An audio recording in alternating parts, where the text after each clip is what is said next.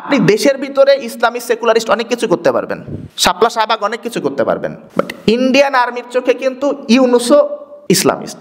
আপনি এমন কোনো শাহবাগীর বাসায় যাবেন যার ইমিডিয়েট ফ্যামিলির মধ্যে বাবা হোক, মা হোক, দাদি হোক, নানি হোক, মামা চাচা হোক, হিজাব পরে না, নিকাব পরে না, এরকম আছে, একজনও পাবেন না, আমি এটা কনফার্ম। তাহলে তারা কেন ইসলামিস্ট ব্যাকগ্রাউন্ডের না? দিল্লির একটা নর্মাল জাস্ট একটা দিল্লির দাঙ্গায় যে মাইনরিটি পারসিকিউশন হয় 5ই আগস্টের পর থেকে বাংলাদেশে তার 100 ভাগের 1 ভাগ হয়নি। শাহবাগীরা বা সাবেক শাহবাগ তাদের হয়তো আমেরিকা, কানাডার ভিসা, পাসপোর্ট এগুলো সহজ ব্যাপার, বাট এই কমি মাদ্রাসার একটা ছেলে বা শিবিরের একটা গড়পড়তা ছেলে, তার জন্য হয়তো এগুলো একটু ডিফিকাল্ট। যারা ব্লগার হত্যা করেছে এটা বিচার হতে হবে, অবশ্যই বিচার হতে হবে। একটা নন স্টেট অ্যাক্টরের টেরোরিস্ট অ্যাক্টিভিটি আর একটা স্টেট মেশিনারিকে ব্যবহার করে একটা টোটালিটারিয়ান সিস্টেম কায়েম করা, দুইটা কি এক? আহমেদ শফির কথা বলি, আমরা তাকে কি ফ্যাসিবাদের দোসর হিসেবে চিন্তা করব কিনা? শাহবাগ শাপলা দুই পক্ষে রিকনসিলিয়েশন ছাড়াই এক ধরনের রিকনসিলিয়েশন হয়েছে। কেউ তাদের দায়টা, পজিটিভ নেগেটিভ দায়গুলো স্বীকার করে নাই, কোনো ধরনের হাত মেলায় নাই, বাট এই যে নেসেসিটির কারণে এক ধরনের রিকনসিলিয়েশন হয়েছে, যেটা আমি বলবো এটা জুলুমি ব্যবস্থাকে পারপেচুয়েট করছে। অনেকে আপনাকে শাহবাগী বলবে, অনেকে আপনাকে হচ্ছে ইসলামিস্ট বলবে, কেউ আবার টেরোরিস্ট বলবে, বাট এর মানে এই না যে সকল ট্যাগের ওজন সেম। ক্ষমতা যেই ট্যাগটা দিবে ওই ট্যাগটাই আসল। 10 বছর আগে কাদের মোল্লা যুদ্ধাপরাধী ছিল, আজকে কাদের মোল্লা মোটা দাগে আমরা বলতে পারি শহীদ। 10 বছর পর আবার যুদ্ধাপরাধী হয়ে যেতে পারে। লাগবে সারাদিন গালি দেন, লাগবেই লাগবে। প্রথম আলো তো খুব একটা ইন্টারেস্টিং কেস। কোট আনকোট যে ইসলামিস্ট, এদের দুইটা বৈশিষ্ট্য আছে। একটা হচ্ছে প্রথম আলো কেন আমার পক্ষে কথা বলে না, আর একটা হচ্ছে বয়কট প্রথম আলো। তো এবং জুলাই প্রসঙ্গেও তাদের দুইটা প্রস্তাবনা আছে। একটা হচ্ছে ছায়ানট উদিচি এরা কেন জুলাইকে ধারণ করছে না, আর একটা হচ্ছে ছায়ানট এবং উদিচি কেন জুলাইকে নিজেদের মতন করে ব্যাখ্যা করছে। ভাবখানা এমন ছায়ানট এবং উদিচির দায় পড়ে গিয়েছে যে জুলাইকে তারা গণমানুষের পক্ষে ব্যাখ্যা করবে। সবাই তো তার পক্ষে কথা বলবে, তাই না? তো এই বন্দোবস্ত, এখানে তুষার ভাইকে আমি, তুহিনকেও বলবো যে আপনারা তো নয়া বন্দোবস্তের কথা বলছেন নাগরিক কমিটি থেকে, বন্দোবস্ত জিনিসটা কিন্তু হয়ে যায়। এটা কিন্তু আসলে ওই খাতা কলমে লেখার বিষয় না। সোশ্যাল কন্ট্রাক্ট জিনিসটা আমরা যে পলিটিক্যাল ফিলোসফিতে পড়ি, এটা কিন্তু কোনো নাই, কোনো কন্ট্রাক্ট নাই। রুশোর কোনো কন্ট্রাক্ট নাই, হবসের বা লকের কোনো কন্ট্রাক্ট নাই, এটা হয়ে যায়। 5ই আগস্টের পর থেকে এক ধরনের কন্ট্রাক্ট হয়েছে, এই কন্ট্রাক্ট আপডেটেড হচ্ছে। প্রথমে এক ধরনের ইয়ে ছিল, এরপর হয়েছে আপনারা, এটা একটু অফ টপিকে, বাট এই যে নাগরিক কমিটিতে আপনারা যে বন্দোবস্ত করার কথা বলছেন, এটা আমার কাছে মনে হয় যে একটু খানিকটা নাইভ চিন্তা। বন্দোবস্ত হয়ে যায়। আমরাও আজকে একটা সোশ্যাল কন্ট্রাক্টের মধ্যে বাস করছি। এই যে ধরেন আজকে আমি যে কথাগুলো বলতে পারছি, 5 মাস আগে ওটা তো সম্ভব ছিল না। ধরেন 3-4 বছর আগে এখানে আমার আসারই কথা ছিল না। ধরেন 8-10 বছর আগে এখানে যারা আছেন তারা হয়তো আমাকে দেখলেই মারতে আসতেন। তো এটা কিন্তু কোনো কন্ট্রাক্টের মাধ্যমে, চুক্তি সইয়ের মাধ্যমে কিন্তু এই পরিস্থিতির তৈরি হয় না। এই পরিস্থিতির সিম্পলি হয়ে গেছে, একটা অলিখিত একটা আন্ডারস্ট্যান্ডিং সোসাইটিতে বিরাজ করে। তো এই অলিখিত রিকনসিলিয়েশন হয়ে গেছে কোনো কনফেশন ছাড়া। কেউ কারো গিল্ট কনফেস করে নাই। হ্যাঁ, দুই পক্ষেই আছে, বাট মাত্রা তারতম্য আছে। যারা ব্লগার হত্যা করেছে এটা বিচার হতে হবে, অবশ্যই বিচার হতে হবে। তুহিন খুবই ঠিক কথা বলেছে। তারাও কিন্তু তাদের দায় স্বীকার করছে না, ট্রুথ অ্যান্ড রিকনসিলিয়েশন প্রসেসের মধ্যে তারা যাচ্ছে না। কিন্তু দেখেন, একটা নন স্টেট অ্যাক্টরের টেরোরিস্ট অ্যাক্টিভিটি আর একটা স্টেট মেশিনারিকে ব্যবহার করে একটা টোটালিটারিয়ান সিস্টেম কায়েম করা, দুইটা কি এক? আমাকে যখন সাতিমে রাসূল বলে, আমাকে যখন এখন আমাকে আজকে আসার আগে কয়েকজন বলছে যে ভাই আপনি যখন যাবেন সাথে 3-4 জন লোক নিয়ে যায়েন, বলা তো যায় না। বাট আমি এগুলো নিয়ে লেস ফ্রাইটেন্ড ফিল করি, কারণ আমি চিন্তা করি এরা ঝামেলা করলে আমি রাষ্ট্রের কাছে যেতে পারবো। রাষ্ট্রের কাছে না হোক, অ্যাটলিস্ট ইউরোপের কাছে যেতে পারবো বা কোথাও যেতে পারবো। কিন্তু রাষ্ট্র যখন আপনার সাথে গ্যাঞ্জাম করা শুরু করে, আপনি তখন কই যাবেন? হরগঙ্গা ডিগ্রি কলেজের ছেলেটা আপনাকে গালি দিয়েছে, এটা কি ম্যাটার করে খুব বেশি?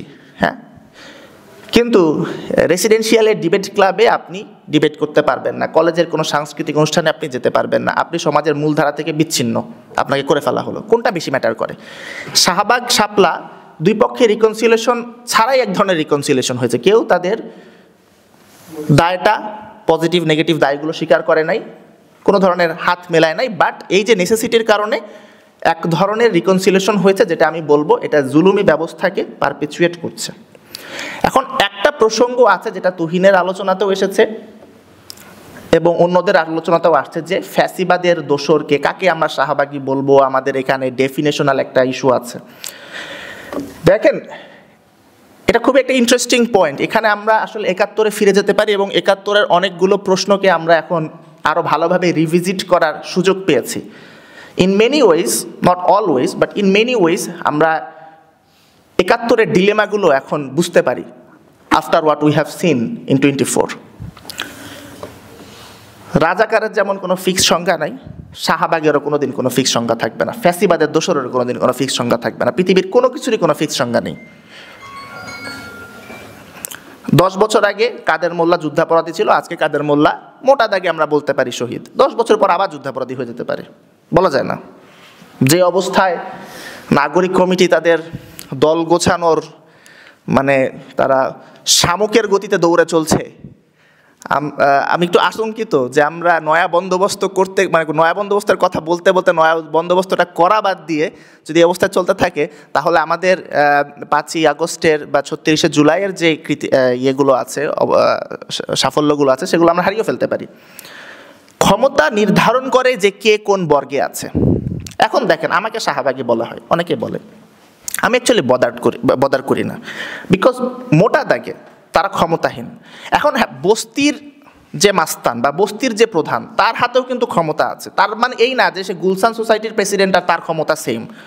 এখন সে বস্তির মাস্তানটা আমাকে গালি দিল, আর গুলশান সোসাইটির যে প্রেসিডেন্ট সে আমাকে গালি দিল, দুইটার ওয়েট সেম, ঠিক আছে? সো অনেকে আপনাকে শাহবাগী বলবে, অনেকে আপনাকে হচ্ছে ইসলামিস্ট বলবে, কেউ আবার টেরোরিস্ট বলবে, বাট এর মানে এই না যে সকল ট্যাগের ওজন সেম। ক্ষমতা যেই ট্যাগটা দিবে ওই ট্যাগটাই আসল, ঠিক আছে? ক্ষমতা এবং আমাদের রিলেটিভ ব্যাপার, অ্যাবসলিউট ক্ষমতার কিছু নেই যে এখন আপনি বস্তির মাস্তানের ক্ষমতা দেখায় বলবেন ও তো ক্ষমতাবান, এটা হবে না। তো এই জায়গাতে এসে আমরা হয়তো দেখতে পারি অনেকেই গ্র্যাজুয়েট করবে তাদের ফ্যাসিবাদের দোসর ট্যাগ থেকে, আবার অনেকেই পারবে না। মোস্তফা সরোয়ার ফারুকী হয়তো মাফ পেয়ে যাবে, আসিফ নজরুল মাফ পেয়ে যাবে, এবং আমি মনে করি যে আসলে এই পর্যায়ে এসে আমাদের শাহবাগের পরিধিটা একটু ছোট করা দরকার, কৌশলগত কারণেও এবং নৈতিক জায়গা থেকেও। এটাতে একটু পরে আসছি যদি টাইম পারমিট করে। কিন্তু এর আগে একটা জিনিস বলি, একই সাথে অনেকেই ফ্যাসিবাদের দোসর বা অন্যান্য অ্যাসোসিয়েটেড ট্যাগ আছে সেটা থেকে বের হতে পারবে না। দেখেন, মোস্তফা সরোয়ার ফারুকীকে নিতে আমাদের কোনো সমস্যা নাই, কিন্তু এখন আমি যদি আচ্ছা মুফতি ফয়জুল্লাহর কথা বাদই দেন, আহমেদ শফির কথা বলি, তাহলে তুহিন কি বলবে আমি জানি না। আমরা তাকে কি ফ্যাসিবাদের দোসর হিসাবে চিন্তা করব কিনা সেটা জানি না। সো এইখানে ক্ষমতা নির্ধারণ করবে। আমার একটা আশঙ্কার জায়গা হচ্ছে এই যে পোস্ট আইডিওলজি, আমরা অনেকে ক্রিটিক্যাল থিওরির প্রতি আসক্ত, তারপরও আমরা কেন বুঝতে পারি না যে পোস্ট আইডিওলজিরও একটা আইডিওলজি আছে। এই যে পোস্ট শাহবাগ, এটা কি? এটা কি শাপলাপন্থী না শাহবাগপন্থী?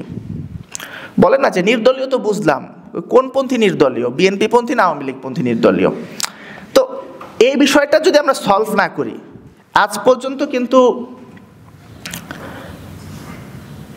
শিবির বা এই যে শাপলার যে সকল বর্গ আছে তারা কিন্তু এখন পর্যন্ত শাহবাগের ব্যাপারে কঠোর হচ্ছে না।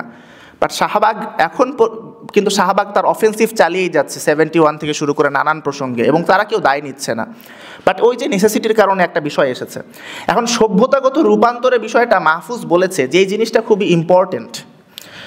এখানে সরোয়ার তুষার ভাইয়ের কথাতেও এটা আছে। দেখেন, রাজনীতি করতে হলে একটা অপর লাগবেই। You can only know who you are when you know who you are not. Other ছাড়া সেলফ হয় না। সোশ্যালাইজেশনের একদম বেসিক থিওরি, ঠিক আছে? আপনি কে এটা তখনই আপনি জানতে পারবেন যে আচ্ছা ঠিক আছে, এটা এই যে এখানে দিলে এটা আমার হাত, এখান থেকে আমি শুরু হচ্ছে, এই পাশে দিলে আবার আমার ওখানে লাগতেছে না, তো ওটা আমি না। অপরকে না চিনলে আপনি কখনো নিজেকে তৈরি করতে পারবেন না। এখন মাহফুজ একটা চমৎকার কথা বলেছে, by the way, Mahfuz as a politician বা সে যে তার প্র্যাকটিক্যাল অ্যাক্টিভিটিস এগুলোর আমি ভক্ত না, কিন্তু তার যে থিওরি ফিলোসফি এটার সাথে আমার একটা দুইটা মতপার্থক্য ছাড়া বেসিক কোনো মতপার্থক্য নাই। এইটা খুবই ইম্পর্টেন্ট। ও বলেছে আমাদের শত্রুকে বা আদারকে, শত্রু আর আদার সেম না, আচ্ছা সরি, তো আদার বলি আমরা, আদারকে এক্সটার্নালাইজ করতে হবে, এটাকে বাংলাদেশের বাহিরে নিয়ে ফেলতে হবে। এই কাজটার জন্য কৌশলগত কারণে আমাদের সাবেক শাহবাগীদের সাহায্য দরকার। এই বিপ্লবে শাপলা এবং শাহবাগ দুজনেই ভূমিকা রেখেছে, তবে কোনো প্রপার রিকনসিলিয়েশন প্রক্রিয়া যাওয়া ছাড়া। সাবেক শাহবাগী বা আমি যাদেরকে বলি যে এটা প্রিডোমিনেন্টলি শহুরে মধ্যবিত্ত, তারা ন্যারেটিভ দিয়ে সহায়তা করেছে, এবং যে শাপলা তারা গ্রাউন্ড যে ফোর্স দরকার রক্ত দিয়ে তারা বিপ্লবকে এগিয়ে নিয়েছে। এখন আমাদের বিপ্লবকে টিকিয়ে রাখার জন্য দেখেন এখানে একবার পাওয়ার ব্যাপারের আছে। শাহবাগীরা বা সাবেক শাহবাগী যাই বলি না কেন, তাদের হয়তো আমেরিকা কানাডার ভিসা পাসপোর্ট এগুলো সহজ ব্যাপার, বাট এই কমি মাদ্রাসার একটা ছেলে বা শিবিরের একটা গড়পড়তা ছেলে, তার জন্য হয়তো এগুলো একটু ডিফিকাল্ট। যদি আজকে একটা নিও কলোনিয়াল যে সিস্টেম যেটা ইন্ডিয়া, আবার যদি এখন হাসিনার মতন কোনো কিছু চলে আসে, সো দায়টা কিন্তু তাদের অনেক বেশি স্বাধীনতাটাকে রক্ষা করা, কিছু কম্প্রোমাইজ করে হলেও। ঠিক আছে বাবা, তুই এখনও আমাকে না হোক অন্তত আমার নেতাদের ফাঁসি দিতে চাস বা তাকে রাখতে চাস, বাট ফাইন, ঠিক আছে, তারপরও তোর সাথে মিলে একসাথে কাজ করি, কারণ এই মুহূর্তে আবার হাসিনা টাইপ কিছু চলে আসলে খুব বিপদ হবে। এখন এই সভ্যতাগত রূপান্তরের জায়গায় আমরা একমত হব কিনা, এই জিনিসটাতে যদি সাবেক শাহবাগী বলেন বা শাহবাগী বলেন তারা যদি এক হয়, তাহলে আমার মনে হয় যে আমরা একটা মিনিমাম মানে লাইক এর চেয়ে নিচে নামার মনে হয় না সম্ভব, একটা বেয়ার মিনিমাম একটা কনসেনসাসে পৌঁছাতে পারবো। আচ্ছা ঠিক আছে, অতীতে যা হয়েছে সেটার দায় যদি নাও নেও, অন্তত এইটা বলো যে 5ই আগস্টের পর যখন বাংলাদেশের হিন্দু খাত্রে মেহে এই ধরনের আলতু ফালতু লেভেলের ছড়ানো, দিল্লির একটা নর্মাল জাস্ট একটা দিল্লির দাঙ্গায় যে মাইনরিটি পারসিকিউশন হয়, 5ই আগস্টের পর থেকে বাংলাদেশে তার 100 ভাগের 1 ভাগ হয়নি। সো ওই সময় যদি সাবেক শাহবাগ হচ্ছে আবার সাম্প্রদায়িকতা রুখিত সেফ বাংলাদেশি হিন্দুস করা শুরু করে, instead of advancing your national interest, instead of speaking out against Hindutva, তাহলে একটু বিপদ, একটু না আসলে অনেক ভালোই বিপদ। আমরা সভ্যতাগত রূপান্তরের জায়গা যেতে পারবো না। এবং এখানে আমাদের কিছু দায়িত্ব আছে, এডুকেট করার মিডল ক্লাসকে। সব কিছু তো ফ্লুইড। আপনি দেশের ভিতরে ইসলামিক সেকুলারিস্ট অনেক কিছু করতে পারবেন, ঠিক আছে, শাপলা শাহবাগ অনেক কিছু করতে পারবেন, বাট ইন্ডিয়ান আর্মির চোখে কিন্তু ইউনুসও ইসলামিস্ট। আপনি নর্থ এন্ডে যায় যতই ক্লিভেজ দেখান না কেন, আপনি ইসলামিস্ট, এটা মাথায় রাখবেন ইন্ডিয়ার চোখে। এই সভ্যতাগত রূপান্তরের জায়গাটা যেটা মাহফুজ বলেছে, আমরা যদি এটা করতে পারি তাহলে একটা মিনিমাম বেয়ার মিনিমাম মানে এর চেয়ে নিচে আর যাওয়া সম্ভবই না, আমরা একটা রিকনসিলিয়েশন করতে পারবো।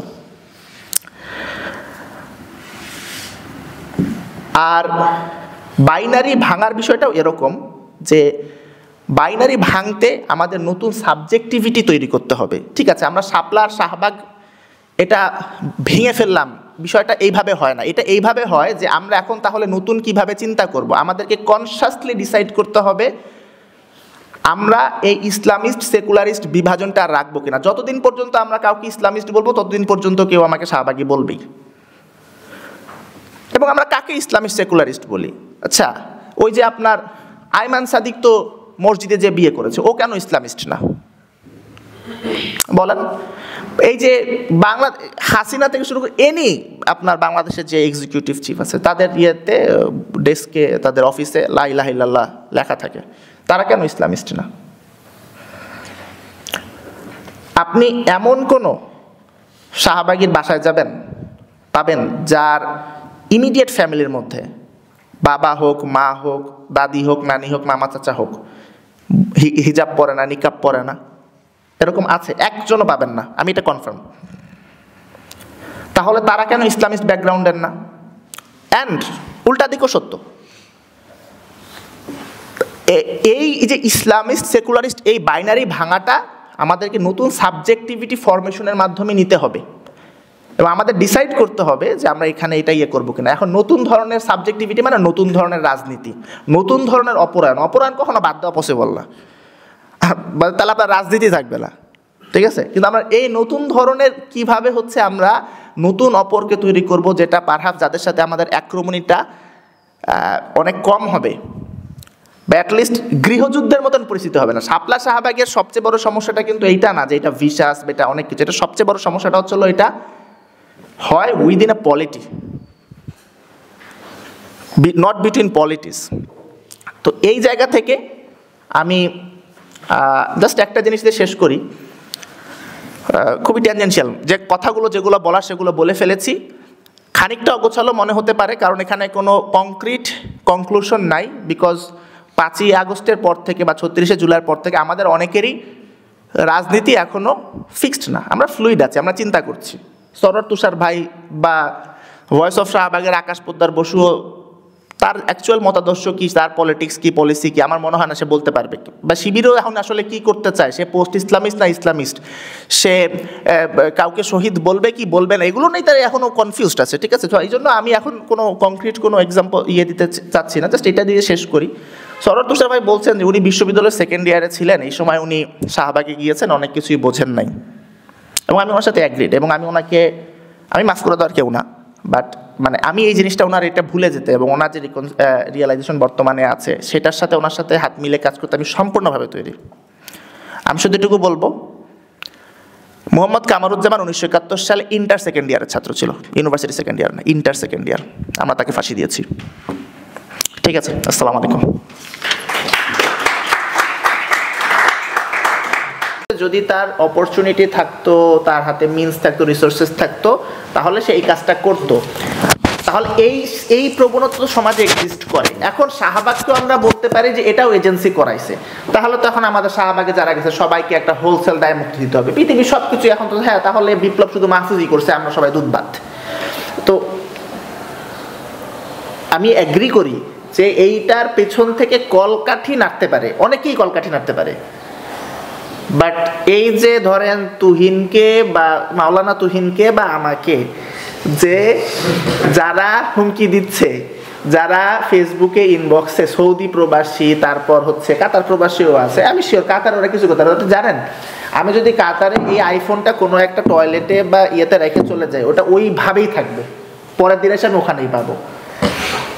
এটা ওরা অনেক ভালো মানুষ, এই কারণে এটা না, ওখানকার শাস্তিটা ওই রকমই। ঠিক আছে, তো ওরা কিছু করতে পারবে না। বাট এই যে যারা আমাদেরকে ইনবক্সে হুমকিগুলো দিচ্ছে, এটা তো অর্গানিক, এটা তো কোনো স্টেট করাচ্ছে না। এইটা আমাদেরকে অ্যাপ্রিসিয়েট করতে হবে so that we can address this. Otherwise আমরা যদি সব কিছু ডিজিএফআই করতেছি, হ্যাঁ ডিজিএফআই করাতে পারে, বাট যাকে দিয়ে করাচ্ছে সে কেন এটা করছে, আমরা কেন সোসাইটিতে ওই মোটিভেশনটা ওই ইয়েটা এটা ইয়ে করতেছি না। আজকে যখন আপনার হচ্ছে সেলফ ডিফেন্স আছে, আমাদের না ডেফিনেটলি, মানে সেটা নিয়ে আমার কোনো আসলে কোশ্চেনের জায়গা নেই। আমার মূল কোশ্চেনটা হচ্ছে যে জায়গাটাকে ইয়ে করা, রিভিল করা যে আসলে কি মেকানিজমে হচ্ছে।